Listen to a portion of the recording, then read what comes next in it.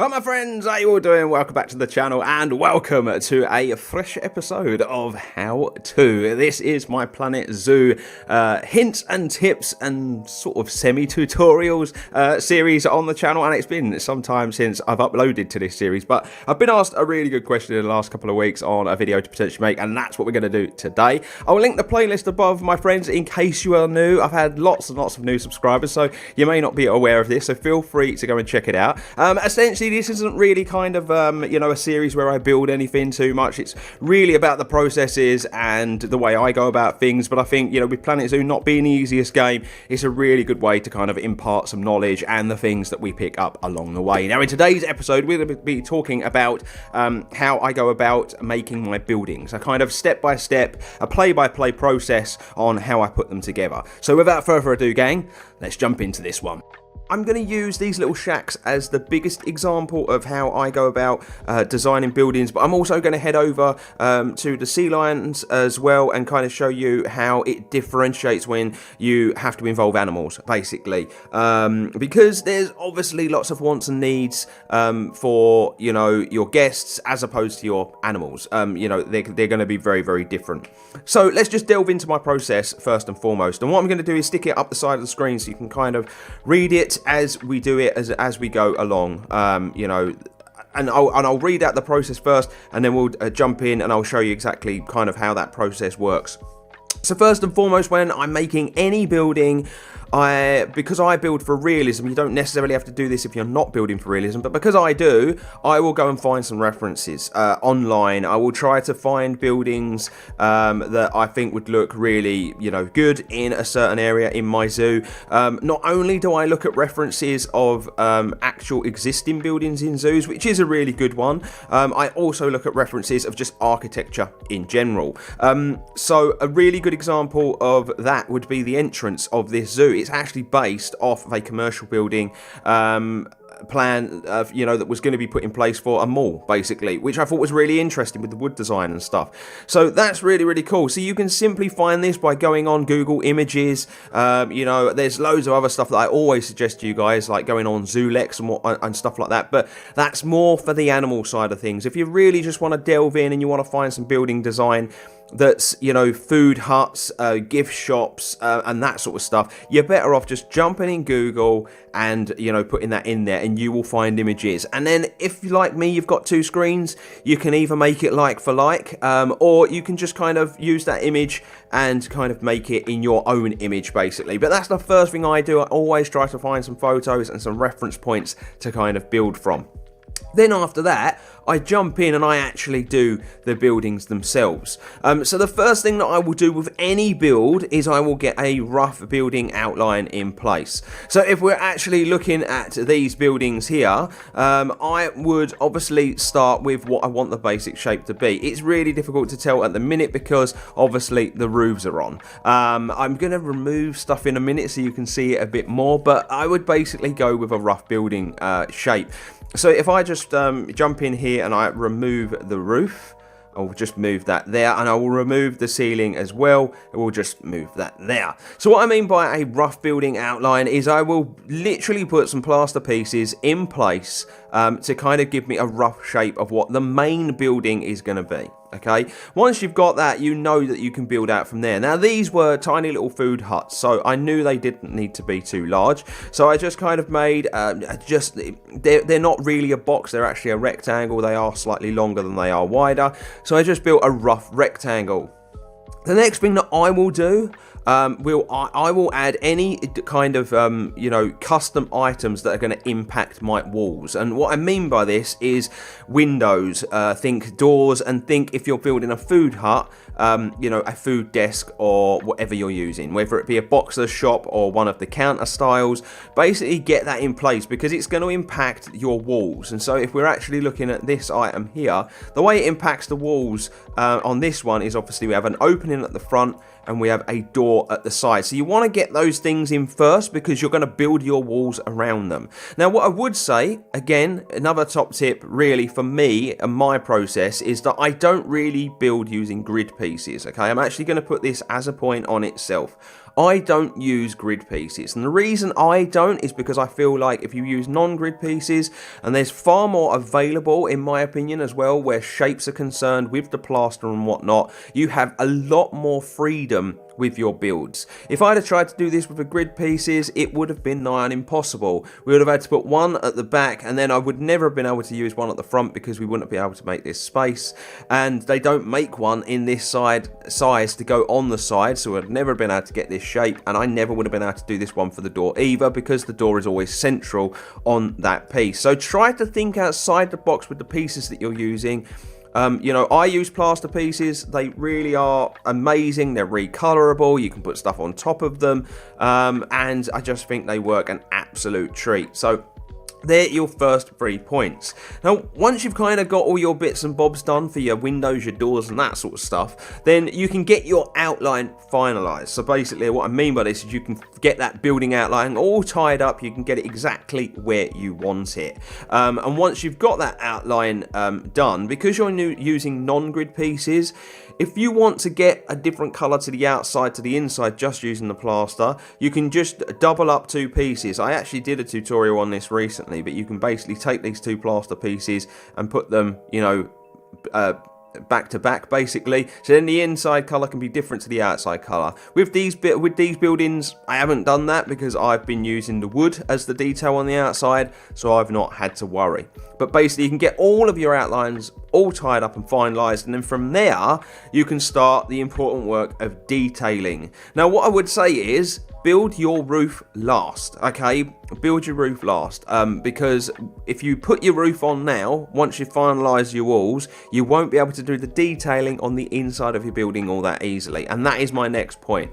You want to detail the inside of your building first, okay? Before you even think about putting that roof on. Because when your building's like this, it's far easier to navigate around the building and do all your detailing on the inside, okay? It really, really does make life so much easier being able to do this. And the other thing is, you'll get the natural light of the game. The minute you put the roof on, it will go dark. It becomes very, very difficult to build then. So that's a real top tip. Get your detailing on the inside of the building done before you put your roof on. And then what you want to do, my friends, is get your roof on. Get your ceilings done and get your roofs done. Now, what I will say, and this is a real top tip, and please take this as a top tip from me, because I've had many times where I've made buildings and I've not done this. I've actually made the mistake with the other food shack that I did over near the Victorian Gardens, where I didn't separate the roof and the ceilings, and now they're all together in one group and it's impossible to kind of like move it around. But basically, build your roof on a separate, your roof and your ceilings on a separate group, okay? And you will save your life, because say you detail the inside of that building and then you put your ceiling on and then you remember, totally forgot to do something. You can just click on it and you can move it out the way, and trust me, it will save you a lot of time and a lot of aggro. But yeah, the next one is to put your roof on. Just try to make sure you do them on a separate group. And then once your roof is on, so let me just put these items back. Once your roof is on, you're kind of left with your basic shape. You've got all your detailing done on the inside. Now's the time to detail it up on the outside. Tie up all those little bits and bobs. Where this was concerned, we put the wooden roof tiles on the front. We got all of these little bits all tidied up where the roof design was concerned. And this is the best time to get all of your detailing on the outside done. And if you follow those tips, you end up with buildings like this, I would hope, because you get super detailed buildings. You had a process that will really work for you. I think it will make your life a lot easier. And for me, it just streamlines the way I do things. I obviously build a lot of custom things, not just the buildings. As you know, all of the pathways are all custom. I've got the little desk there that's custom, the flower arrangements, all of the trims, everything. And so I have to get the buildings in before I do other stuff. I'm always thinking one step ahead. And so it does streamline your work process. It's a lot less stressful. You might even find that you'll start to build quicker if you've got a rough kind of guide to follow when you're building. So I'm going to take that stuff off the screen now, and we're going to shoot over to the sea lion habitat, and I'm going to show you how it kind of, how this same build process worked for these buildings over here. I'm going to use this one as an example because actually it's one of the last ones that I built. It's a bit smaller and it's easier to kind of like pull all of the bits and bobs off, basically. So if I was to take the roof off first, let me just move that roof. As you can see, look. I've got two different roofs here because I've actually got this one that covers the underside of the trim, so we'll move that to the side, and then the ceiling is another group. So you can see there I've kind of shown you exactly what I've done with all the groups. I should say on the ceilings all the lights are part of that group as well, because then it moves them out of the way. Really, this here, all this stuff here, should be part of this group, but for whatever reason it is not. So if we were to go by those tips I've just said, put your a rough building outline in first. So my rough building outline would have been all of these walls, but it actually would have included this as well. So I would have put a rough box on the side. After I'd done that, I would have done all of my custom items that impact the walls. And in this instance, there's actually a lot. Okay, so we have this window here. We've got this window here. We've got the door over here. We've got these two windows on the inside. We've got another door here, and we actually have a window that is part of a part of the kitchen. So we had to think about that, and we have another window here. So there's actually a lot of things I had to put in place, and then I kind of built my walls around those. So once you put all those in, then you build your final walls. So as I was just saying, you would build up around them. And let me show you kind of like what I mean by that, because it isn't easy to always get it right. So some people might wonder, why did I go with this colour around here, but I went with this wood design here? And it's because the plaster pieces, gang, are far more manoeuvrable than those wooden pieces are. Those wooden pieces come in 3 sizes. These come in multiple sizes. And especially if you start working with, you know, the smaller items like this, so that you can get all of those custom pieces in place, then you can kind of build stuff around. So there really is no limitations to how big or small you want your windows anymore, because there's so many pieces available to you that you can build around and create these kind of custom areas around your windows. Again, I've had to do the same over here, and if we were to go over here as well, I know it's a bit dark, gang, I do apologize, but because I don't use the grid pieces, again, I've even had to do it around these windows that are obviously pre-existing on the items that are in the game, you know, that provide your services, basically. So that's why you do your final walls last. And again, this is a really good time to talk about this as well, because this is where I've done external and internal walls, so you can kind of get that idea. So we've got the wood on the outside, but I wanted these white walls on the inside. So obviously we've doubled up the walls. There's white plaster on the inside, and on the outside there's that blue plaster plus the wood. So that's where your kind of detailing comes in.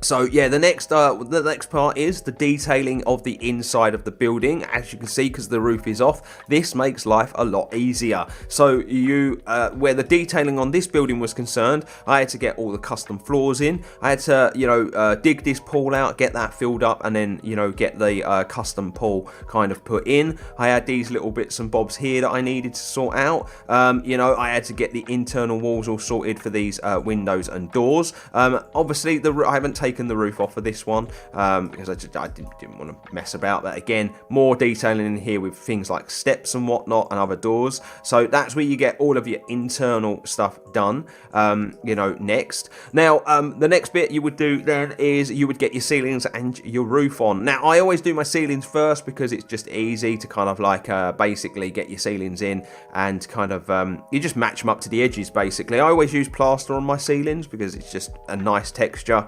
And I think it works really, really well. And then you want to build your roof out. This is actually part of the roof design, to be fair. I built this out first, and then I built my roof on top. And then these are very much custom roofs, so they are literally just pieces of wood.